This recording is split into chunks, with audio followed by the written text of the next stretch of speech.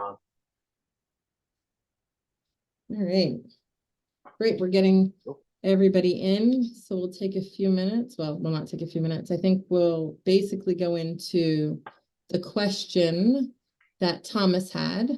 I think maybe Adam, were you answering that question? I was. Yep. I'm in Virginia, Yeah. so I was just trying to figure out where. Yeah, they're close to DC. They're like 30 minutes south of DC. Oh, okay. Yeah, actually, that's not too far from me. Okay, yeah. So my question was, I got one of them getting out in March, April, and he's gonna be looking for a home.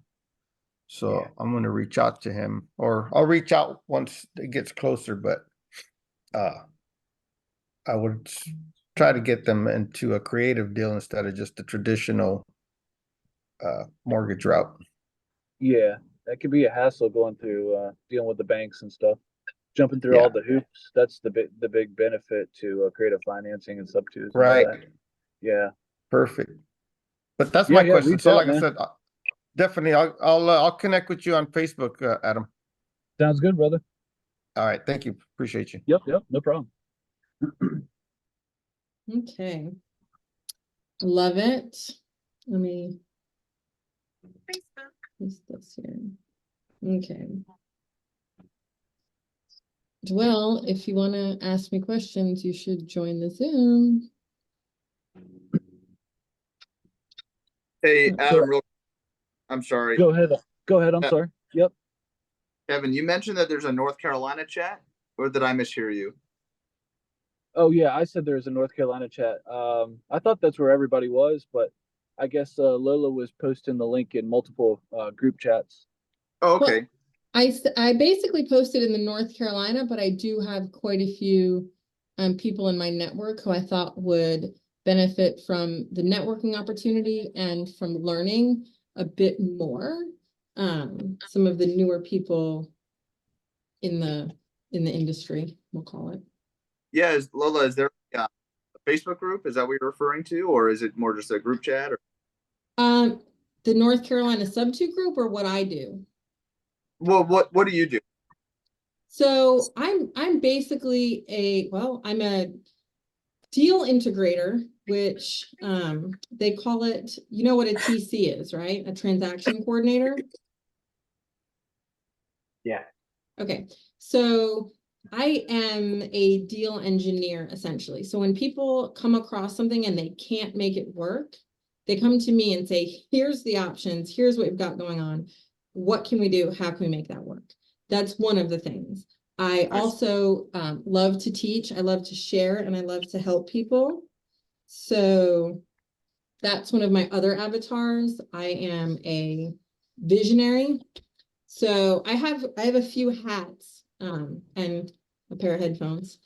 So that's what I do. Basically, I'm here if people need me. I'm a pretty good connector. So a jack of all trades and a master of raps. That's awesome. Yeah, thank you. That's incredible. No worries. I'm really happy to help. It's one of the things, like for me, I'm blessed in my life that I'm able to do this and not have a lot of the outside pressures that people with 9 to 5s or, 6 to 6s are stuck dealing with. And then to try to learn as much as there is with creative finance, it's hard. And then there are people who are in Sub2, which is an amazing, amazing program. There are like Thomas, who's at Gator. So they have all this information, but it's also a lot to digest. Thomas, would you agree with that? In the Gator program, there's a lot of information. Definitely. Especially new into the industry. I'm a mechanic by trade, so I'm just getting into the real estate market. We've had a couple traditional investments, but all this new creative way to do it was the smart way to do it back then. And like I said, I'm new to Gator. I'm still in the learning process, but I'm willing to learn as much as I can. So I've got a lot of people. Oh, I'm sorry. No, I was just gonna say that's a good point, Lola, because learning this business is like a full-time job in itself. So yeah, it's definitely if you're able to have the time to learn this, you're definitely in a good position. Yeah, like I said, I'm so blessed in my life that I am sending links to everyone. That since I have that ability, I want to share it to people because it shouldn't it's not just me, right, who is able to do stuff like this, but I want the people who I work with to have that option too. For me, it's not at this point in my life. I own my house outright. I own all of my vehicles outright. I own my food trucks outright. I own everything and I don't have to worry about it. Now, a lot of people, including Pace, will say, don't own everything, don't have all that. But for me, with my personal stuff, I want to own it. My other properties are all financed and it just makes my life easier because they're paying for themselves. But I don't have to worry about having a place to live. I don't have to worry about anything on my car unless somebody wrecks it, but I've got insurance for that. So I want everyone to be able to have that and then to use the income that they make from this and their mailbox money to go make more money. So first, get everything together, make that money, and then be able to make yourself independently wealthy. And for me, wealthy isn't like you drive a Bugatti. What color is my Bugatti? Or a Ferrari or an 18-bedroom mansion. For me, I have a 3-bedroom house that makes me happy. I'm on a nice piece of land. I have a great car to drive. I don't have to have all that stuff in order for me to feel like I have what I need. Does that make sense? Once you guys can come to that and figure out what it is that you need, you can create that as a goal. And then when you have that as your goal, small accomplishments on the way, well, it'll just blow your mind. I don't know if that makes sense to everybody. If you can celebrate the little victories on your way, then it's great. And I'll talk to you guys maybe on another Zoom about the ways to put money aside, right? So there's a whole concept called profits first, which is amazing. And that makes sure that you're achieving your goal, right? You're putting it aside so you can have that money. And then you don't have to worry about XYZ thing. You know how much you can budget to everything else by keeping the money for you first. Does that make sense, guys? Yep. That's amazing. Okay. Very cool. All right. So what I got my feedback from the other chat was that people wanted to do wraps and then talk about and then answer questions. So presumably that's still what you guys want. That was the majority of the response that I got. So wrap deals. Does anybody know what a wrap deal is or ever come across a wrap deal? To my knowledge, it's you have an existing mortgage, and whoever you sell it to, you basically kind of increase the parameters, and you make the spread in between. Okay. So that's what it is in a very basic way. Adam, I saw you had your hand up. Yeah, there's two ways people interpret wraps, and one is taking over existing loans subject to, and then creating a mortgage back to the seller. They call that a wrap, and then the other way people interpret it is as creating another mortgage and then pocketing the difference in between. So I'm not sure which you're referring to. So that's what we're going to talk about. I think part of what you're discussing is more of a hybrid deal. So we'll talk about that on another Zoom when we have more time. It's also a really good option for purchasing homes when there's quite a bit of equity, but the owner is not in a rush to just pull all their equity out. Okay, so wrap deals are when you buy a home and it has a low interest, right? Which is what everyone wants to do. So you're going to buy a home either seller finance or sub 2. If you find a home that is $100,000, and let's call it $200,000, and there's $180,000 that is still owed on the loan, right? And it's a 2% interest. I want to make the numbers really easy. So if you have that, great. You're going in, you know what you have to pay. And then you've got a low cost of entry there because there's only $20,000 that's available that would go to the seller. And in that instance, what would end up costing if they have to go through an agent, if they have to pay closing costs and all of that, they're gonna end up out money.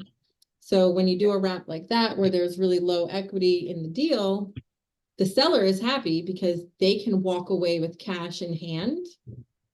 And they don't have to struggle and try to find a buyer, etc. So then you take that deal, you buy that sub 2, so you get that 2% rate, and then you're gonna find an end buyer. So you're gonna find someone, now there's some great things about wraps and end buyers and how much profit you can make. But let's say you decide to sell the house now, even if let's say the ARV is 225,000. Well, if you find yourself a buyer that is not going to qualify for a traditional loan, they're going to come and they're going to say, okay, well, we'll pay a higher interest rate, right? Now you want to find someone that is looking for an owner finance situation. And a great way, Thomas, I think you'll probably agree, a lot of times in the Hispanic community, and me personally in my food truck industry, you are going to deal a lot with cash. And so it's not going to show up on your taxes. So it's going to be harder for you to get a traditional loan. Or you might not have, let's say, a green card. So it's going to be hard for you to get a loan, right? Well, if you come in and you're doing, I hate this camera. If you're doing an owner finance situation, they've got the money, they can prove that they've got the income, they just can't get a traditional mortgage. So they're willing to pay higher interest rate. So now you take that 2% interest rate and you can charge 8%, even though it's above right now what the traditional mortgage rates are, because they're able to buy a home that they could not do without you. So far, does that make sense, guys? Yep. Okay. If you have any questions on that, please shoot them in the chat. Okay, so from there, now you've got an end buyer and you've got your sub 2 agreement. Generally, when you want to do a wrap, you want to try to have a longer term for your closing because it gives you more time to find that end buyer and then you don't have to worry about holding costs in between. So it's great if you can accomplish that, but it's not really that big a deal if you can't because the interest rate is so low and you're going to recoup that money from your end buyer. Does that make sense? Yeah. Okay. Cool. So now the way that you're going to set this up is this is where it can get complicated for some people. You're going to have the sub 2, right? That mortgage is already going to be set up through the bank. And then you're going to be adding those points to it, right? So it's a 6-point difference. You get 6%. Now that 6% you're getting on the $180,000. Yeah. But that additional money from, why am I so? The additional money from the 180 to the 225, you're going to get 8% interest on all of that. That makes sense? Yeah. Okay. Now here's where it gets great. When you do your agreements, right? When you set up your mortgage with your end buyer, you're going to want to generally have a balloon date. So it can be anywhere between, well, you can make it whatever you want, but you're going to want to, if you can, keep it between 1 and 5 years. Anybody have any idea why you would want to keep the balloon short term like that? Well, it depends on what your obligations with the seller are. Mm-hmm. If you get a balloon with the seller, then you need to cash out with your end buyer.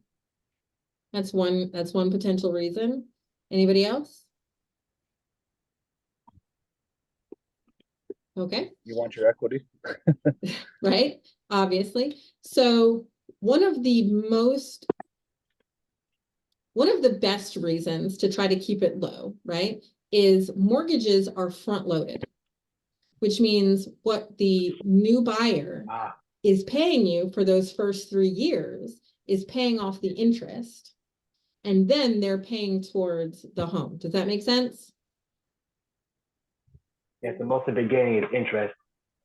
Right. So if they buy the home from you at 225 and they pay for 3 years, they're paying towards that interest. And then when the balloon comes, they're either going to come back to you and say, we made it happen. They got a traditional loan or whatever, and they're going to make it work. Now you're getting all of that money back. So you'll probably end up getting everything you made for the 3 years and then another $200,000, right? Just to make it easy numbers. Does that make sense? Yeah. Sounds good, right? Yeah. What I feel is really important when I do this is you make sure that your buyer is well qualified and that generally at some point they will be able to get a traditional mortgage. You don't, here's what can happen. If they're not able to pay their balloon and refinance, in a wrap, you have the ability to foreclose on the property, take it back and resell it. Personally, I don't like that. I want to make sure that whoever I sell to is going to be able to stay in that home and they're not just wasting a ton of money. Does that make sense? Yeah. Yeah. Okay. Yeah. There are many investors, and there's nothing wrong with them.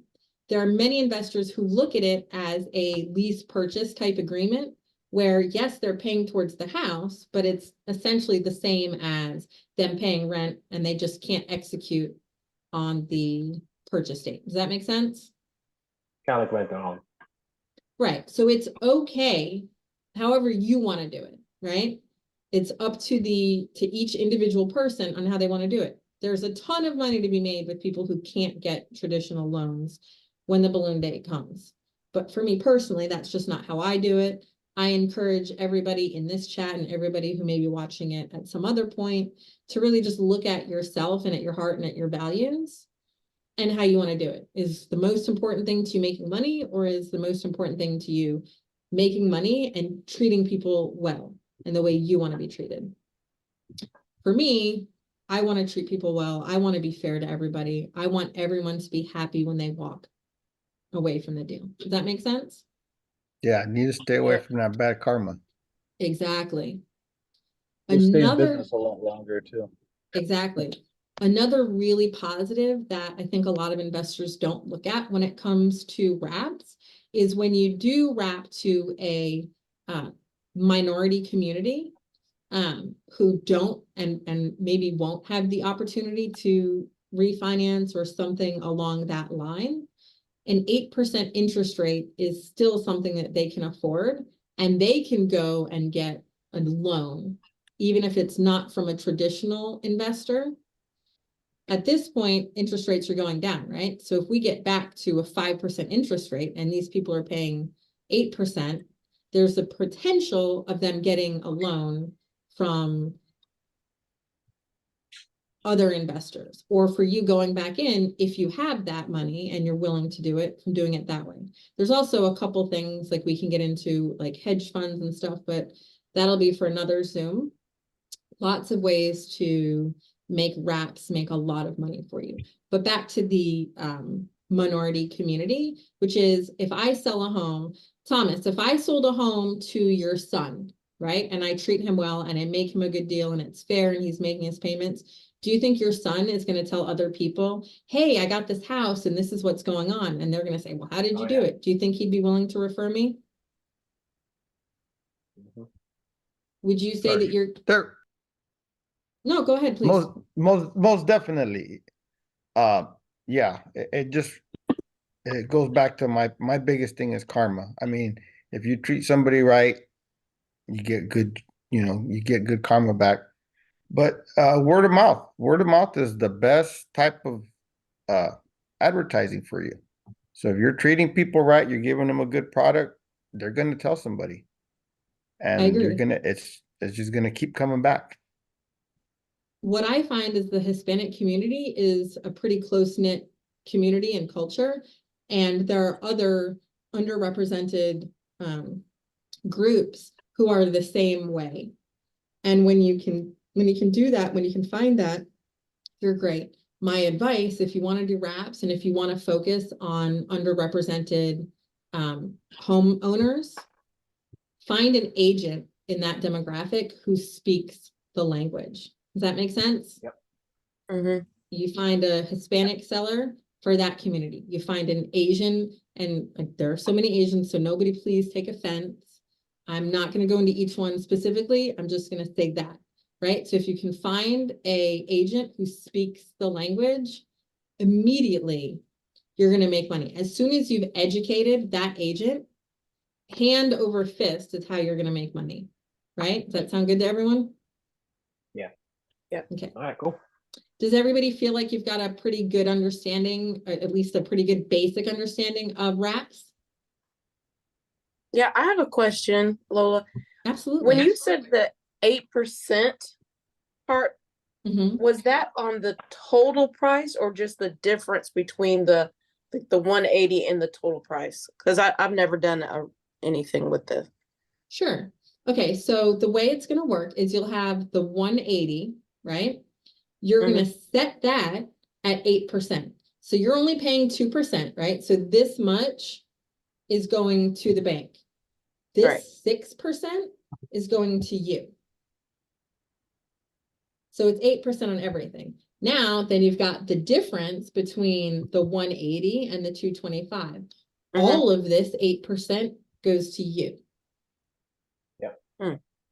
Right? So it's 8% and 6%, Oh, okay. right? Can't beat that with a stick.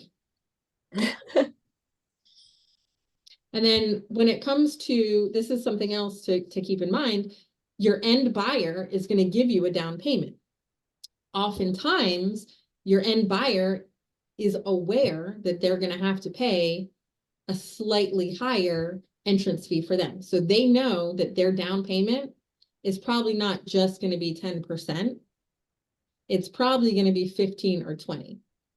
Again, that's one of those great things where you can negotiate. If they can only give you the 10% down, you can say, well, what I actually need for the down payment is, 15.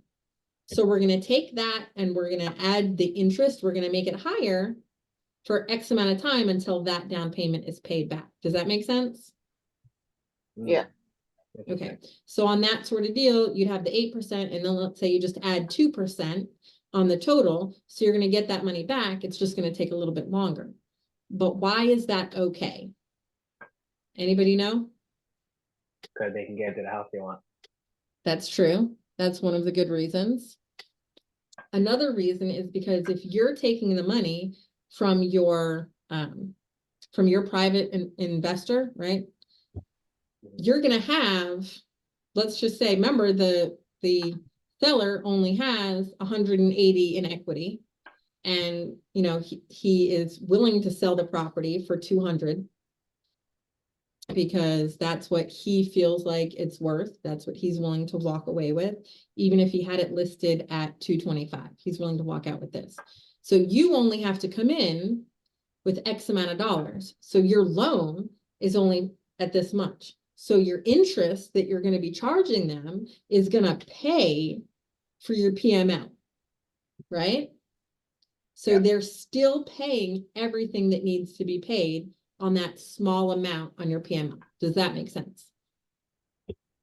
Cool. Okay. So there's a lot of intricacies. If you guys come across a deal that you think might be a good wrap, bring it to me. I'll look at it and I will let you know if I think it's going to work, what rates you should look at, how to make it work. Does that make sense? Does that sound good? Yeah. Okay. Yes, ma'am. All right, All right. Andrew, did you Awesome. have any? Oh, I'm sorry. Who's speaking? Let's see here. Nobody? Was somebody asking a question? No, I just said awesome, awesome. You're educating here. I try to. I really want everyone to understand and be as involved and make as much money as possible. That's why we're all in this, right? We all want to get Yes. somewhere.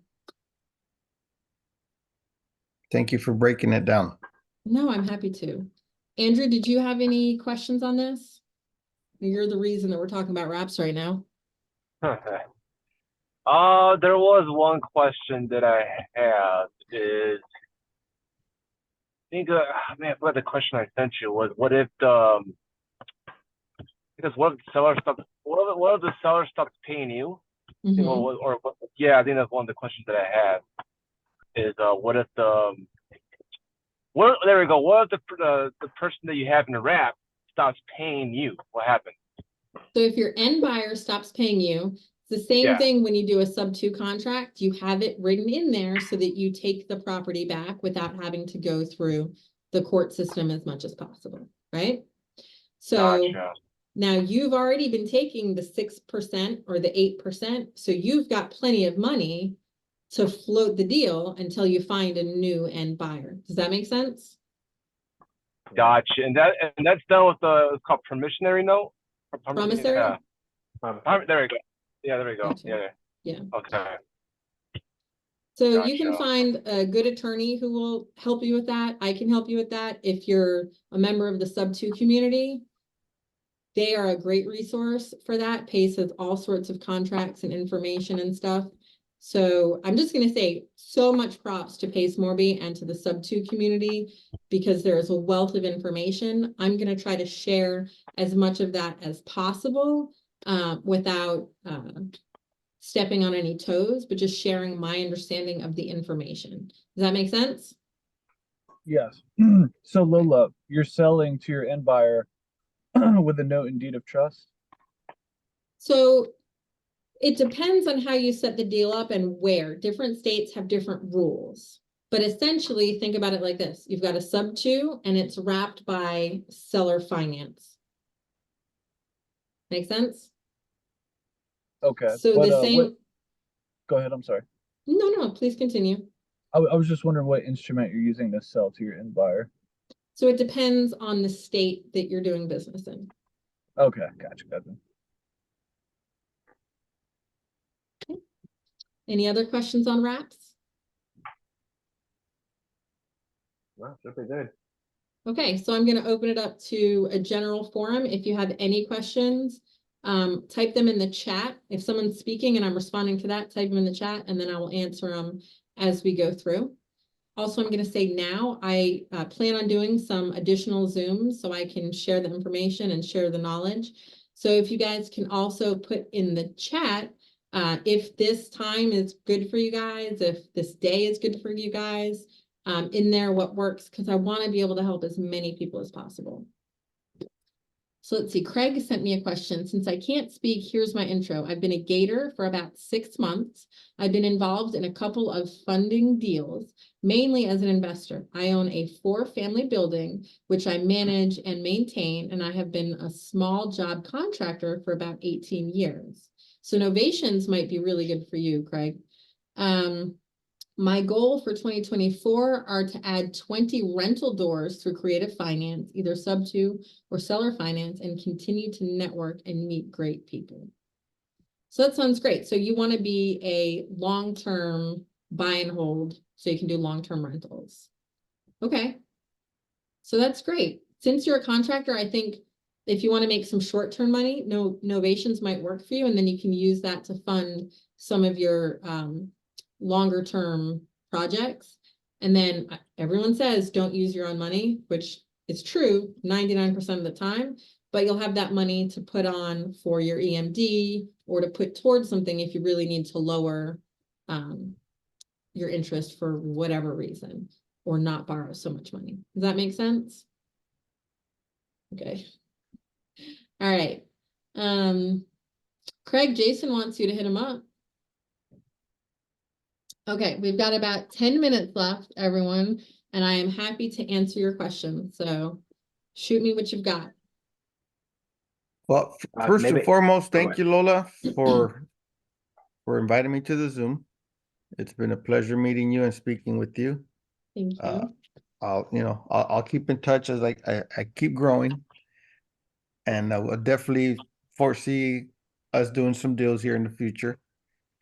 So just keep up the good work. Thank you. Thank you, Thomas. I appreciate that. If I can get a follow-up, Yeah. for the one I talked about before, I maybe said, hey, can we make sure it's a deal first, go through the council and all that. I just kind of just a follow-up. I say I analyze it is a good deal. I guess what would be like the thing I was planning for, like, what do I do about the down payment? And that's something like we talk about now. Do you want me to find out if it's a good deal first and get in contact with you later? Like, what would be the best way to do that? Well, we can make up a scenario. So if you've got somebody who's willing to do a seller finance deal, straightforward, pretty simple, you're going to want to go to a PML or a hard money lender, and they're going to tell you what the rates are going to be. Since you're using it as a Since you're using it as a primary residence, it makes things a little bit difficult. Well, it doesn't make it difficult, it just makes it slightly more complicated, but I'm gonna tell you a way around that. If it were a typical, like you were just buying it as a long-term rental, you've got your PML, you've got your private money partner, you've got your hard money, and you've got DSCR. DSCR deals are great, guys. I'm gonna get into that on another Zoom. But a DSCR loan is a loan where it's not based on your income at all. It's not based on your credit score. It's not based on your history. It's completely based on how much profit the property can generate, right? And there are specific guidelines, and different lenders have different guidelines, but often you can get a better interest rate on a DSCR as well. In your situation where you're going to use it as a residence and as a long-term rental, the one thing, I'm sure there's many, but the one, well, maybe not many, but one of the best things that you can do you have your LLC already, Jason? Yes. Okay, so you're gonna wanna buy the property in your LLC. Then you're gonna rent your side of the property in your name. So you are actually contracting to pay X amount of dollars. Does that make sense?